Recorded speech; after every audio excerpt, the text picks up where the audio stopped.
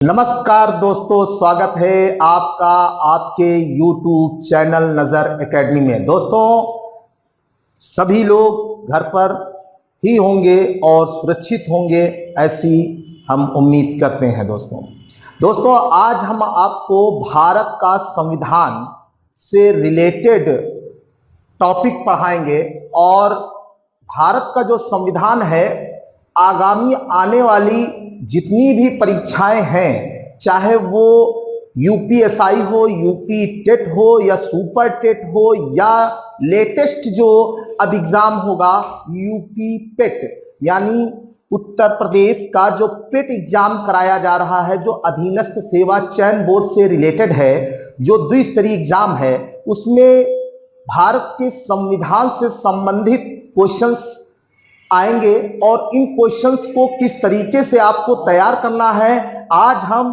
उसी पे डिस्कस करेंगे। दोस्तों आइए शुरू करते हैं। भारत का संविधान, सबसे पहले दोस्तों किसी भी देश का संविधान क्या होता है? दोस्तों किसी भी राष्ट्र का अपना एक संविधान होता है, तो वो संविधान होता क्या है? शॉर्ट में अगर हम इसकी डिफिनेशन को समझें कि किसी भी देश का संविधान, यानी संविधान जो है वो है क्या, यानी अगर हम बात करें किसी भी देश का संविधान क्या है, क्या होता है संविधान, तो किसी भी देश का जो संविधान है उस देश के लिए राजनीतिक, सामाजिक, आर्थिक, धार्मिक, सांस्कृतिक के आधार पर सरकार के द्वारा किए गए कार्यों और नीतियों को चलाने के लिए जो एक कानूनी प्रक्रिया की जाती है, उसे ही दोस्तों संविधान कहते हैं। उसे क्या कहते हैं? संविधान कहते हैं। जो अगर कोई भी सामाजिक और राजनीतिक और धार्मिक से रिलेटेड, सांस्कृतिक से रिलेटेड जो भी बातें होती हैं, जो भी उस देश के अंदर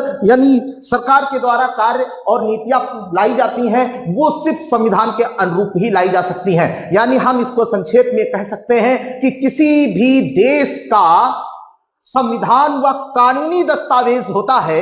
यानी अगर हम इसकी बात करें तो किसी भी देश का संविधान जो वो कानूनी दस्तावेज होता है, ये एक दस्तावेज, कैसा दस्तावेज है? कानूनी दस्तावेज है, जिसके आधार पर उस राष्ट्र पर शासन किया जाता है, जिसके आधार पर उस राष्ट्र पर क्या किया जाता है दोस्तों? शासन किया जाता है।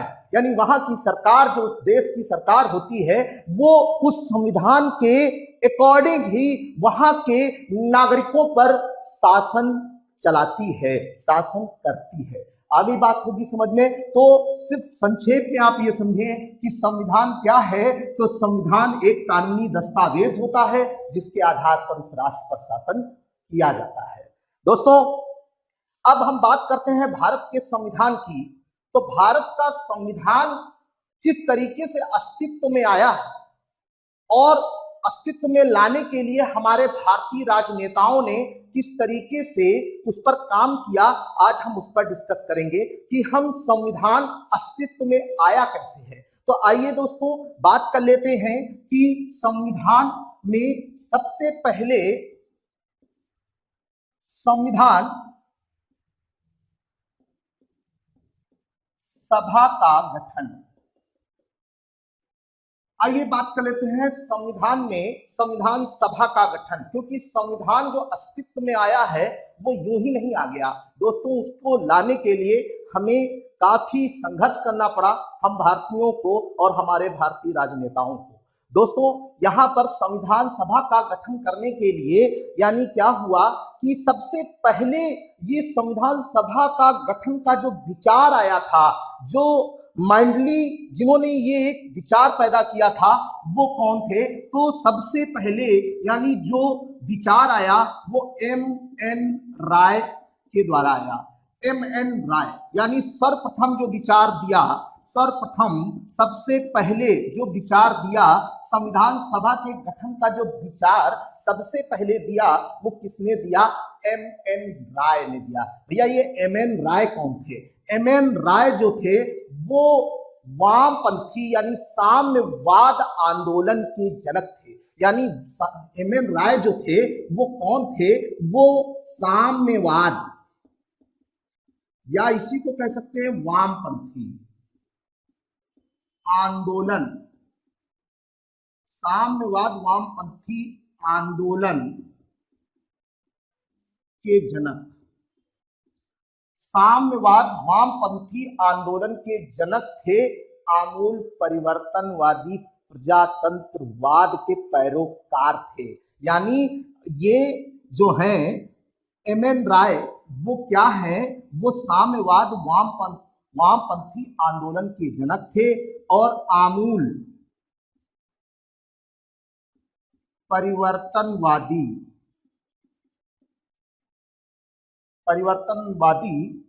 प्रजातंत्रवाद के पैरोकार थे। यानी तो आप दोस्तों यहां पर सबसे पहला पॉइंट अगर नोट करना चाहते हैं तो आप ये नोट कर सकते हैं कि संविधान सभा का गठन का सर्वप्रथम विचार किसने दिया, एम एन राय ने दिया। वो भी कब दिया था, 1934 में दिया था। 1934 में, सन 1934 में एम एन राय ने यानी सर्वप्रथम विचार दिया था संविधान सभा के गठन का। और ये एम एन राय कौन थे, एम एन राय साम्यवाद वामपंथी आंदोलन के जनक थे और आमूल परिवर्तनवादी प्रजातंत्रवाद के समर्थक थे, पैरोकार थे। ठीक है, फिर इसी के बाद जो दोस्तों बात आई कि भारतीय राष्ट्रीय कांग्रेस, जो भारतीय राष्ट्रीय, ये पहला पॉइंट दोस्तों था। ये दूसरा पॉइंट आप नोट कर सकते हैं कि भारतीय राष्ट्रीय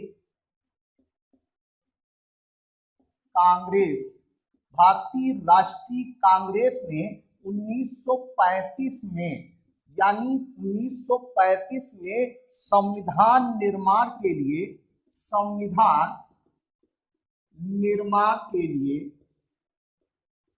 1935 में संविधान निर्माण के लिए आधिकारिक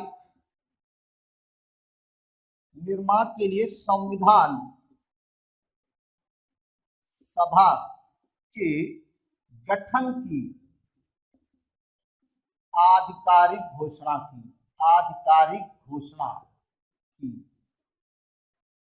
आधिकारिक घोषणा की थी। किसने की थी, भारतीय राष्ट्रीय कांग्रेस ने। भारतीय राष्ट्रीय कांग्रेस ने आधिकारिक घोषणा कब की थी, वो की थी 1935 में कि संविधान निर्माण के लिए एक संविधान सभा का गठन होना चाहिए। फिर बाद में भारतीय राष्ट्रीय कांग्रेस के मंच से ही 1938 में, जब 1938 में, यानी 1938 में क्या हुआ कि भारतीय राष्ट्रीय कांग्रेस के मंच से नेहरू जी ने, जवाहरलाल नेहरू ने 1938 में यानी वयस्क मताधिकार के आधार पर संविधान सभा चुनने की घोषणा की थी और बाहरी शक्तियों का हस्तक्षेप न हो, ये घोषणा की थी 1938 में। तो भारतीय राष्ट्रीय कांग्रेस का 1938 में जो अधिवेशन हुआ था वो कहाँ हुआ था, वो दोस्तों हरिपुरा में हुआ था। और हरिपुरा में इसके अध्यक्ष जो थे भारतीय राष्ट्रीय कांग्रेस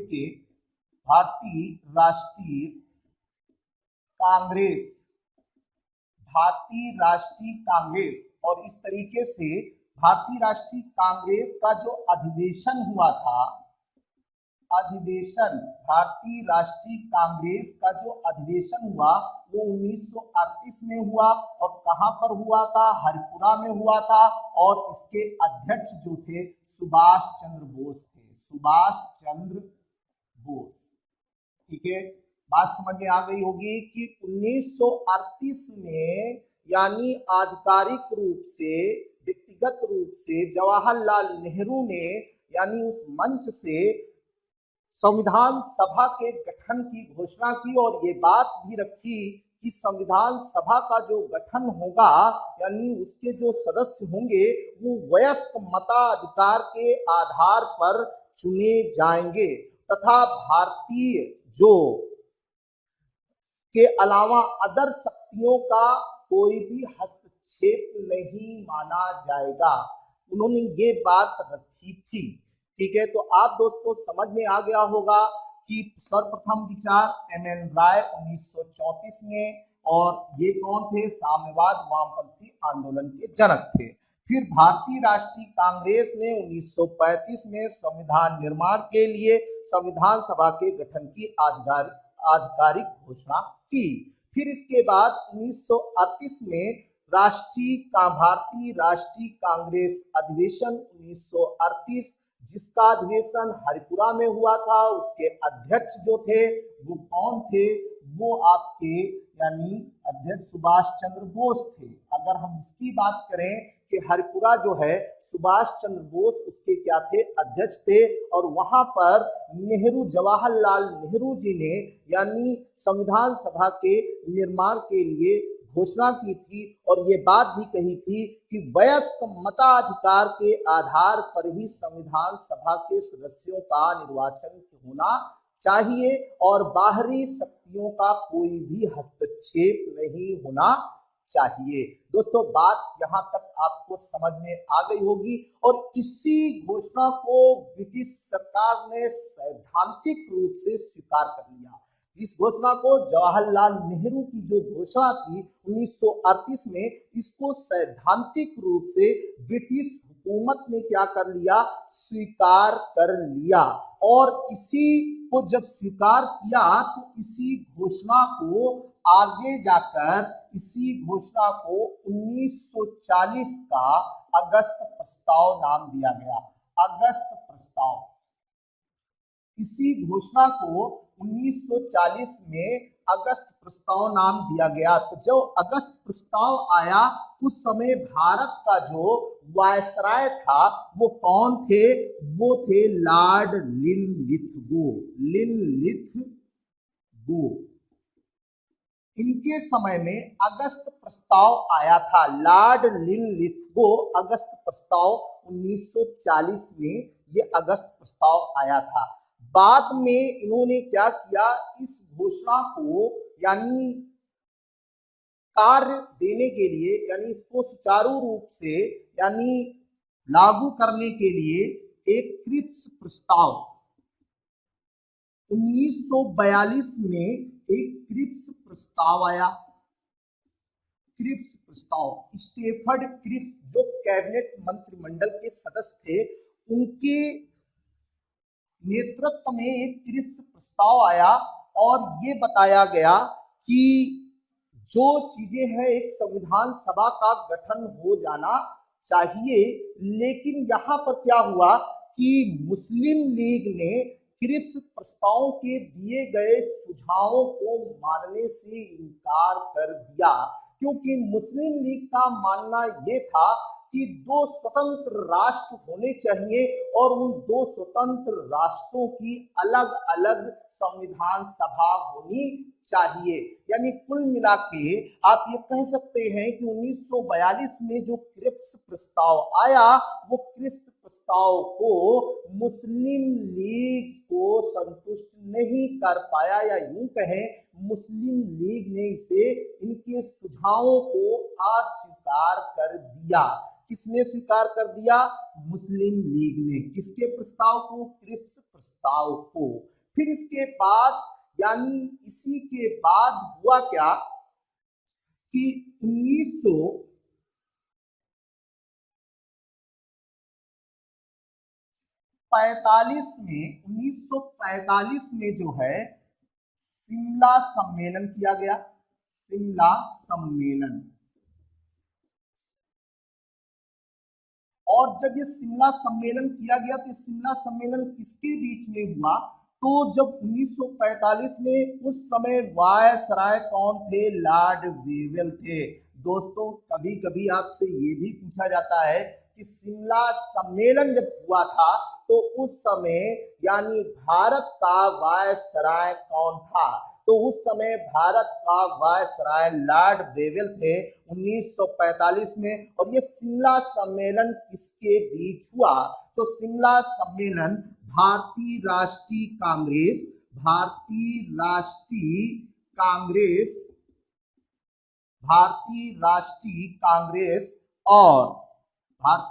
कांग्रेस और मुस्लिम लीग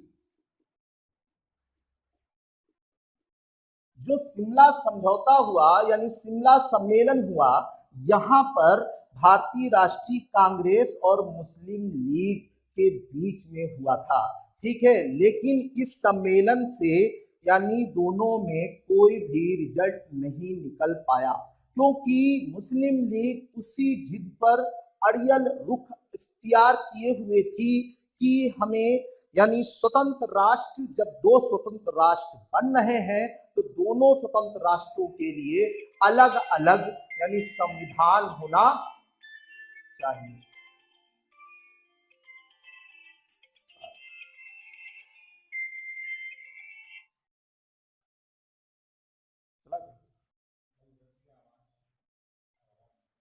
वो उसमें लगा दो फ्लाई मोड।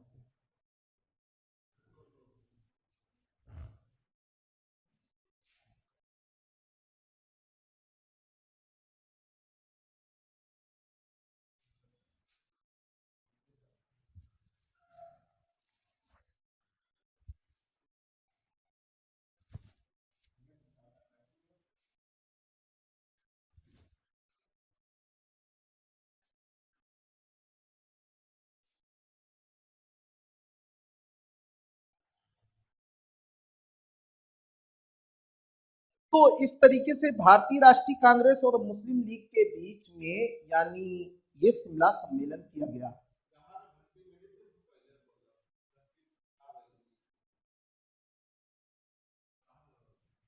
अच्छा, तो वो काटोगे पूरा।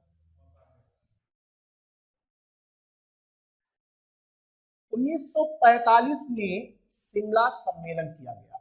अब 1945 में जो शिमला सम्मेलन हुआ तो उस समय भारत का वायसराय कौन था? तो उस समय भारत का वायसराय लॉर्ड वेवन थे। और शिमला सम्मेलन किसके बीच हुआ था? तो शिमला सम्मेलन भारतीय राष्ट्रीय कांग्रेस और मुस्लिम लीग के मध्य हुआ। लेकिन इस शिमला सम्मेलन में भी कोई भी निष्कर्ष नहीं निकल पाया, क्योंकि मुस्लिम लीग के अड़ियल रुख की वजह से जो है यहाँ पर यानी क्योंकि कोई रिजल्ट परिणाम आया ही नहीं, क्योंकि मुस्लिम लीग दो स्वतंत्र राष्ट्र के पक्षधर थी और वो ये चाहती थी कि दो राष्ट्र होंगे तो दो संविधान सभा होनी चाहिए। लेकिन फिर इसके बाद क्या हुआ कि ब्रिटेन में तत्कालीन प्रधानमंत्री क्लीमेंट एटली जो उदारवादी नेता के रूप में उभर के आए और नवनिर्वाचित प्रधानमंत्री बने। उस समय ब्रिटेन में जो लेबर पार्टी से संबंधित थे, उन्होंने क्या किया, हाउस ऑफ लॉर्ड्स ने इस बात की घोषणा की कि 20 फरवरी 1946 से लेकर 30 जून 1948 तक भारत को सत्ता समर्पित कर दी जाएगी, यानी ब्रिटिश हुकूमत खत्म कर दिया जाएगा और भारतीय हाथों में जो उत्तरदायी होंगे उसके हाथों में सत्ता दे दी जाएगी। और इस घोषणा को, क्योंकि उदारवादी नेता थे, लेबर पार्टी से संबंधित थे, यानी लेबर पार्टी का मतलब है मजदूर दल, और मजदूर दल से ये संबंधित होने के कारण भारत के प्रति इनका जो रुख था वो उदारता का रुख था। इस वजह से इन्होंने ये बात देखी कि जब भारत की जनता ब्रिटिश हुकूमत को नहीं चाहती है तो फिर वहां पर भारत की ही सत्ता होनी चाहिए। इसके लिए इन्होंने क्या किया कि कैबिनेट मिशन बनाया और इस तरीके से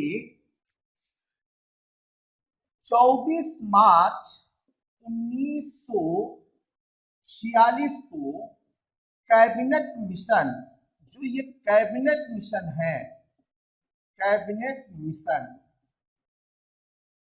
ये भारत आया। कैबिनेट मिशन भारत आया कब आया भैया? 24 मार्च 1946 को। 24 मार्च 1946 को कैबिनेट मिशन भारत आया। और जब कैबिनेट मिशन भारत आया तो उस समय ब्रिटेन में प्रधानमंत्री कौन थे? तो ब्रिटिश प्रधानमंत्री क्लीमेंट एटली थे। कौन थे भैया? क्लीमेंट एटली थे। ये प्रधानमंत्री थे उस समय वहां के। और किस पार्टी से थे भैया? लेबर पार्टी से थे। ये क्लीमेंट एटली लेबर पार्टी से थे। और जब ये कैबिनेट मिशन भारत आया तो भारत का वायसराय कौन था? भारत का वायसराय कौन था? दोस्तों यही सब क्वेश्चन एग्जाम में आपसे पूछे जाते हैं।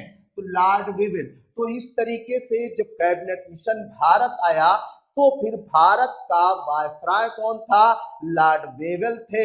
कब आया? 24 मार्च 1946 को कैबिनेट मिशन भारत आया। और कैबिनेट मिशन में त्रिसदस्यीय ये एक शिष्टमंडल था मंत्रियों का। जो ये एक त्रिसदस्यीय एक क्या था? शिष्टमंडल था। यानी इसमें 3 सदस्य थे।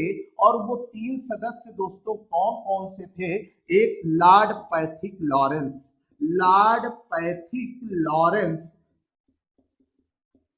एवी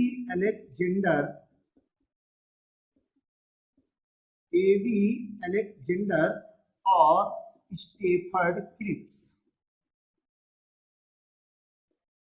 लॉर्ड पैथिक लॉरेंस के ही नेतृत्व में ये शिष्टमंडल भारत पहुंचा था। इसीलिए इन्हें भारत का सचिव कहा गया। ये भारत सचिव है। यानी अगर कैबिनेट मिशन का अध्यक्ष अगर आपसे पूछता है तब भी आप आंसर लगाएंगे लॉर्ड पैथिक लॉरेंस। और इन्हें भारत का सचिव बनाया गया। और ये जो तुम्हारे नौसेना मंत्री थे, ये नौसेना मंत्री थे। और ये जो तुम्हारे हैं ये व्यापार बोर्ड अध्यक्ष थे। ये व्यापार बोर्ड अध्यक्ष। ये तो इस तरीके से त्रिसदस्यीय एक शिष्टमंडल था कैबिनेट मिशन। कैबिनेट मिशन में कुल कितने सदस्य थे? तो दोस्तों कैबिनेट मिशन में कुल 3 सदस्य थे। किसके नेतृत्व में कैबिनेट मिशन भारत आया? तो cabinet mission Lord Pethick Lawrence के नेतृत्व में भारत आया। और कैबिनेट मिशन का अध्यक्ष या उस समय भारत सचिव, तो भारत सचिव लॉर्ड पैथिक लॉरेंस या कैबिनेट मिशन के अध्यक्ष जो थे वो कौन थे? और वही लॉर्ड पैथिक लॉरेंस। और एवी अलेक्जेंडर जो थे वो नौसेना मंत्री थे। और व्यापार बोर्ड के जो अध्यक्ष थे वो कौन थे? वो स्टेफर्ड क्रिप्स थे। तो इस तरीके से यहाँ पे हमने चीजें ये समझ ली कि कैबिनेट मिशन भारत आ गया। कैबिनेट मिशन ने क्या किया? कैबिनेट मिशन ने जो मुस्लिम लीग चाहती थी कि 2 स्वतंत्र राष्ट्र के अलग अलग संविधान सभाएं होनी चाहिए, तो कैबिनेट मिशन ने पूरी तरीके से नकार दिया कि नहीं, ऐसा नहीं हो सकता। यानी एक देश के लिए संविधान सभा एक ही होनी चाहिए और होगी। तो इस तरीके से कहीं ना कहीं तक कैबिनेट मिशन ने मोहम्मद अली जिन्ना को यानी मुस्लिम लीग को संतुष्ट कर पाई थी। और इस तरीके से कैबिनेट मिशन की बातें यानी कैबिनेट मिशन की योजना के तहत ही संविधान सभा का गठन प्रारंभ हो गया। अगर क्वेश्चन आपसे ये पूछा जा सकता है कि कैबिनेट मिशन का उद्देश्य क्या था, कैबिनेट मिशन का क्या उद्देश्य था, तो सिर्फ एक ही उद्देश्य था, संविधान सभा का गठन करना, संविधान सभा का गठन करना। तो इस तरीके से संविधान सभा का गठन किस योजना के तहत किया गया? दोस्तों क्वेश्चन इस तरीके से पूछा जा सकता है, वेवेल योजना, अगस्त प्रस्ताव, क्रिप्स मिशन, कैबिनेट मिशन। तो दोस्तों याद रखिएगा संविधान सभा का जो गठन है वो किस योजना के तहत किया गया? वो कैबिनेट मिशन योजना के तहत किया गया। और कैबिनेट मिशन जब भारत आया तो उस समय भारत का वायसराय लॉर्ड वेवेल था। और ब्रिटेन प्रधानमंत्री यानी कौन थे? क्लीमेंट एटली। किस पार्टी से थे? लेबर पार्टी से थे। 30 सदस्यीय शिष्टमंडल था। कितने सदस्य थे? Lord Pethick Lawrence, AV Alexander, Stafford Cripps. Stafford Cripps व्यापार बोर्ड के अध्यक्ष, एवी अलेक्जेंडर नौसेना मंत्री और इस तरीके लॉर्ड पैथिक लॉरेंस भारत सचिव या इन्हीं के नेतृत्व में 24 मार्च 1946 को आया था। और इसका उद्देश्य संविधान सभा का गठन करना था।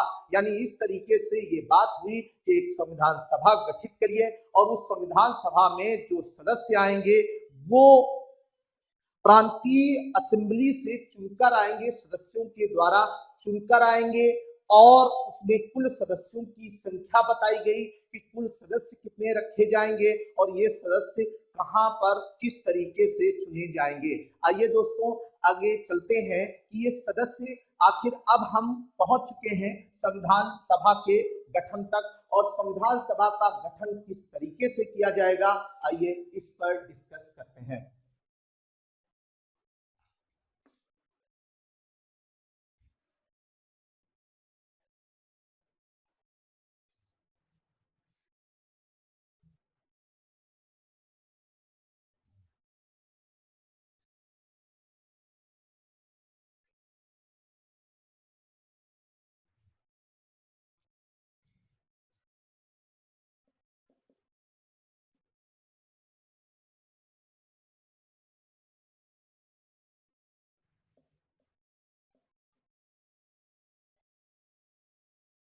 संविधान सभा में कुल सदस्यों की संख्या 389 होगी। यानी ये बात रखी गई कि संविधान सभा में कुल सदस्य जो होंगे वो कितने होंगे, वो 389 होंगे।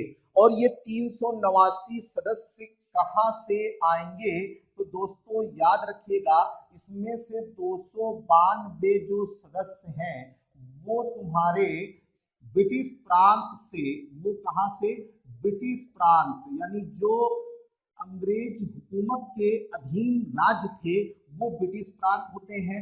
93 देसी रियासत से, यानी 93 जो सदस्य हैं वो कहां से आएंगे, देसी रियासत से आएंगे। और 4 आपके जो कमिश्नरी क्षेत्र होते हैं, गवर्नर क्षेत्र, कमिश्नरी क्षेत्र, तो इस तरीके से कमिश्नरी क्षेत्र दिल्ली, अजमेर, मोरवाड़ा, कुर्ग और बलूचिस्तान, ये दोस्तों हैं। तो ये तुम्हारे 4 कमिश्नरी क्षेत्र है। इस तरीके से यानी 389 सदस्य चुने जाएंगे। और ये भी बताया गया कि इसमें मुस्लिम, सिख और सामान्य यानी 3 कैटेगरी में बांटा गया। और इस तरीके से मुस्लिम, सिख और सामान्य।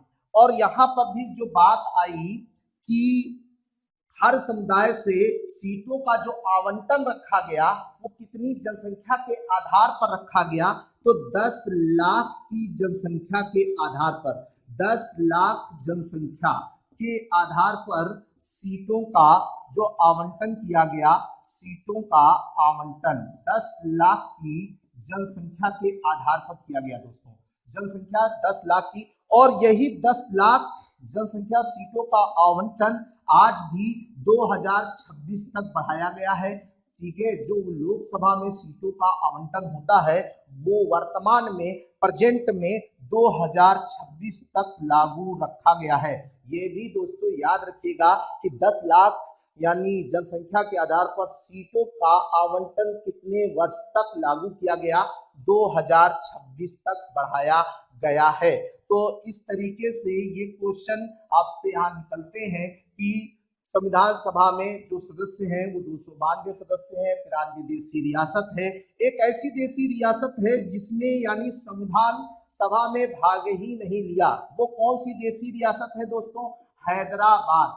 हैदराबाद एक ऐसी देसी रियासत है जिसने संविधान सभा में भाग ही नहीं लिया। और संविधान सभा में बहुत सारी भारतीय हस्तियां शामिल थी, सिर्फ एक हस्ती को छोड़कर। वो हस्ती अगर भारत से संबंध है तो महात्मा गांधी। महात्मा गांधी जो है वो संविधान सभा के पक्ष में नहीं थे।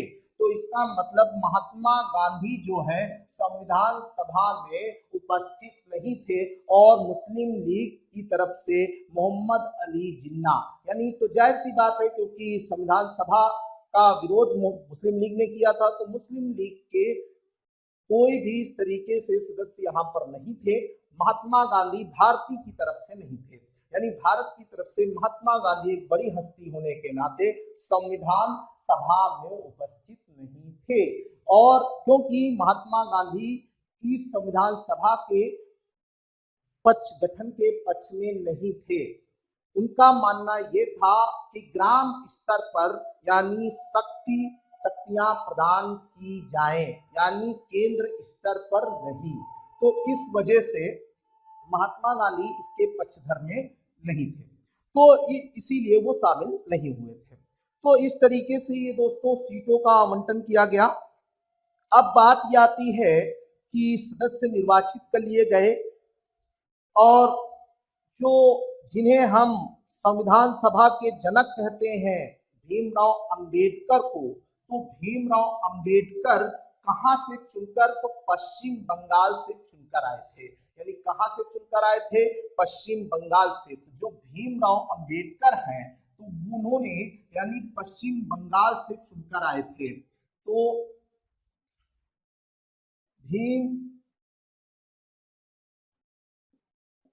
भीमराव अंबेडकर, डॉक्टर भीमराव अंबेडकर जो है वो पश्चिम बंगाल से चुनकर आए थे। ये भी क्वेश्चन बहुत इंपॉर्टेंट है क्योंकि इन्हें ही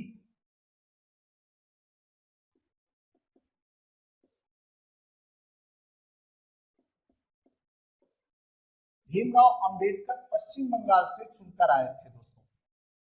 अब कहने का मतलब क्योंकि भीमराव अंबेडकर को ही संविधान का जनक या पिता कहा जाता है, तो जाहिर सी बात है ये पूछा जा सकता है कि जो संविधान सभा में डॉक्टर भीमराव अंबेडकर जी आए हैं वो कहां से चुनकर आए थे, किस राज्य से, तो वो पश्चिम बंगाल से चुनकर आए थे। तो इस तरीके से हमने देखा सदस्यों का निर्वाचन कर लिया, और इस तरीके से हमने सदस्यों का जब निर्वाचन कर लिया तो जाहिर सी बात है अब संविधान सभा में तुरंत ही हम क्या करेंगे, बैठक बुलाएंगे।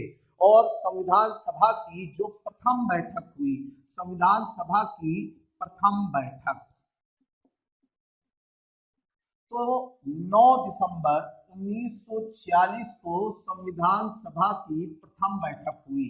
यानी अगर आप ये कहें 9 दिसंबर 1946 को संविधान सभा की प्रथम बैठक हुई। और इस संविधान सभा के जो अस्थायी अध्यक्ष, यानी क्योंकि अस्थायी अध्यक्ष जो हुए वो कौन हुए, अस्थायी अध्यक्ष, संविधान सभा के अस्थायी अध्यक्ष डॉक्टर सच्चिदानंद सिन्हा। डॉक्टर सच्चिदानंद सिन्हा संविधान सभा के अस्थायी अध्यक्ष बनाए गए। क्यों बनाए गए, क्योंकि ये वरिष्ठता के आधार पर इनको पहली बैठक का अध्यक्ष बना दिया गया था। तो इस तरीके से अस्थायी अध्यक्ष डॉक्टर सच्चिदानंद सिन्हा थे। लेकिन 9 दिसंबर 1946 के 2 दिन बाद, यानी अगर हम ये कहें 11 दिसंबर 1946 को स्थायी अध्यक्ष चुना गया। स्थायी अध्यक्ष चुना गया, स्थायी, क्योंकि अब इन्हीं की अध्यक्षता में ही जो संविधान सभा में सभी सदस्य थे उन सदस्यों ने अपने सदस्यों में से एक अध्यक्ष और एक उपाध्यक्ष को निर्वाचित कर लिया। यानी एक अध्यक्ष और एक उपाध्यक्ष को निर्वाचित कर लिया, क्योंकि ये टेम्परेरी थे। अब इसका मतलब ये है कि अब स्थायी जो परमानेंट आपको रखना है तो परमानेंट जो अध्यक्ष और उपाध्यक्ष निर्वाचित किया जाएगा। तो इस तरीके से 11 दिसंबर 1946 को स्थायी अध्यक्ष डॉक्टर राजेंद्र प्रसाद, दोस्तों डॉक्टर राजेंद्र प्रसाद को यानी क्या किया गया, स्थायी अध्यक्ष के रूप में निर्वाचित कर लिया गया। तो अगर क्वेश्चन ये आता है संविधान सभा की प्रथम बैठक के अध्यक्ष कौन थे, तो जाहिर सी बात है डॉक्टर सच्चिदानंद सिन्हा। अगर ये क्वेश्चन आता है अस्थायी अध्यक्ष है तब भी आप आंसर देंगे डॉक्टर सच्चिदानंद सिन्हा। लेकिन अगर आपसे ये पूछता है संविधान सभा के स्थायी अध्यक्ष कौन थे, तो स्थायी अध्यक्ष डॉक्टर राजेंद्र प्रसाद। तथा उपाध्यक्ष कौन थे भैया? उपाध्यक्ष जो थे संविधान सभा के जो उपाध्यक्ष थे वो एच.सी. मुखर्जी। वो कौन थे भैया? एच.सी. मुखर्जी। संविधान सभा के जो उपाध्यक्ष थे वो कौन थे? वो आपके एच.सी. मुखर्जी थे।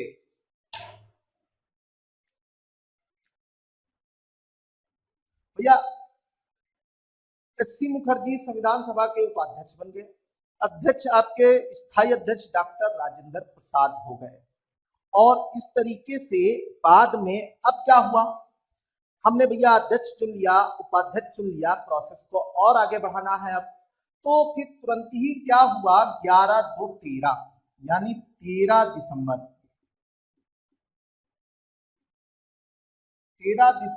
1946 को उद्देश्य प्रस्ताव लाया गया। 13 दिसंबर 1946 को उद्देश्य प्रस्ताव लाया गया। किसने लाया? नेहरू जी ने। यानी उद्देश्य प्रस्ताव, यानी हम संविधान सभा आखिर क्यों बनाए हैं, आखिर हम संविधान सभा में सदस्यों को क्यों चुना गया है, आखिर इस संविधान सभा का रोल क्या है, उद्देश्य क्या है, हम किस लिए यहाँ पर आए हैं। तो यानी इसके लिए क्या है, एक उद्देश्य प्रस्ताव लाया गया। और ये उद्देश्य प्रस्ताव किसके द्वारा लाया गया? जवाहरलाल नेहरू के द्वारा उद्देश्य प्रस्ताव लाया गया। और इस उद्देश्य प्रस्ताव में ये बात रखी गई कि हम भारत के लोग भारत को एक संप्रभुत्व संपन्न समाजवादी लोकतंत्रात्मक पंथ निरपेक्ष गणराज्य बनाने की घोषणा करते हैं। और इसी ये भी है कि अपने भविष्य के लिए प्रशासन चलाने के लिए, भविष्य में प्रशासन चलाने के लिए इस संविधान सभा में संविधान निर्माण की घोषणा करते हैं। ये इस तरीके का कुछ उद्देश्य प्रस्ताव रखा गया था। तो जाहिर सी बात है उद्देश्य प्रस्ताव किसके समक्ष रखा गया होगा? तो जो संविधान सभा के अध्यक्ष हैं उनके समक्ष उद्देश्य प्रस्ताव रखा गया होगा। किसने रखा? उद्देश्य प्रस्ताव नेहरू जी ने रखा। 13 दिसंबर 1946 को उद्देश्य प्रस्ताव रख दिया गया। और इस तरीके से यानी दिसंबर के बाद जनवरी आती है और इस तरीके से जनवरी में 1947 को 22 जनवरी 1947 को पारित हो गया, पारित किया गया। जाहिर सी बात है किसने पारित किया? राजेंद्र प्रसाद ने। जो अध्यक्ष होंगे भैया वही तो पारित करेंगे। तो 22 जनवरी 1947 को उद्देश्य प्रस्ताव पारित हो गया कि हाँ यही उद्देश्य है, अच्छा उद्देश्य है और हम इस उद्देश्य पर काम करना शुरू कर देंगे। और इस तरीके से दोस्तों संविधान सभा में उद्देश्य प्रस्ताव लाया गया और यही उद्देश्य प्रस्ताव को आगे जाकर परिवर्तित रूप इसका जो है वही प्रस्तावना रख दी गई, प्रस्तावना बना दी गई दोस्तों। तो इस तरीके जो संविधान की जो प्रस्तावना है वो उद्देश्य प्रस्ताव का ही परिवर्तित रूप है, जिसे हम संविधान की कुंजी कहते हैं। प्रस्तावना को ही संविधान की क्या कहते हैं? कुंजी कहते हैं। तो इस तरीके से एक क्वेश्चन दोस्तों और इससे निकलता है कि स्वतंत्र भारत के समय पहली संसद कौन थी? तो दोस्तों यही संविधान सभा ही स्वतंत्र भारत की पहली, स्वतंत्र भारत की पहली संसद कहा जाता है। स्वतंत्र भारत की पहली संसद किसे कहा जाता है? तो संविधान सभा को ही स्वतंत्र भारत की पहली संसद कहा जाता है। बात समझ में दोस्तों आ गई होगी। तो इस तरीके से संविधान सभा का गठन हुआ और संविधान सभा में अध्यक्ष आए, सदस्य आए, उपाध्यक्ष आए और इस तरीके से हमने उद्देश्य प्रस्ताव लेके आए और उद्देश्य प्रस्ताव को पारित करा लिया। अब हमारा काम क्या होगा? अब हमारा काम संविधान निर्माण के लिए शुरू हो जाएगा। और संविधान किस तरीके से अब निर्माण होगा, उसमें कौन कौन सी समितियां और सदस्य आएंगे और समितियां गठित की जाएंगी, किस तरीके से संविधान निर्माण होगा, इस पर हम डिस्कस करेंगे। इंतजार करना होगा अगले वीडियो का। दोस्तों, अगर आज ये टॉपिक आपको समझ में आया है तो दोस्तों शेयर करें, लाइक करें और कमेंट बॉक्स पे कमेंट करना ना भूलिएगा। दोस्तों, जय हिंद, जय भारत, जय जवान।